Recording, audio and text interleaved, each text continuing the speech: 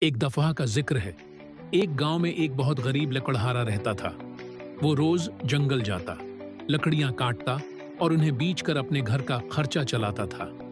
ایک دن وہ جنگل میں لکڑیاں کاٹ رہا تھا کہ اچانک اس کی کلہاڑی ہاتھ سے پھسل کر دریا میں جا گری۔ لکڑہارا بہت پریشان ہوا کیونکہ اس کے پاس وہی ایک کلہاڑی تھی۔ وہ دریا کے کنارے بیٹھ کر رونے لگا۔ اتنے میں دریا سے ایک فرشتہ نمودار ہوا اور اس سے رونے کی وجہ پوچھی۔ لکڑہارے نے ساری بات بتا دی۔ فرشتے نے دریا میں غوطہ لگایا اور ایک سونے کی کلہاڑی نکال کر لایا۔ لکڑہارے نے ایمانداری سے کہا کہ یہ میری نہیں ہے۔ فرشتے نے پھر غوطہ لگایا اور چاندی کی کلہاڑی لایا، لیکن لکڑہارے نے پھر انکار کر دیا۔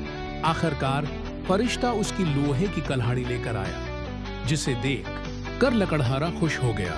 فرشتے نے اس کی ایمانداری سے خوش ہو کر تینوں کلہاڑیاں اسے انعام میں دے دیں۔ اس کہانی سے ہمیں ایمانداری کا سبق ملتا ہے۔ مزید ایسی کہانیوں کے لیے ہمیں فالو کریں۔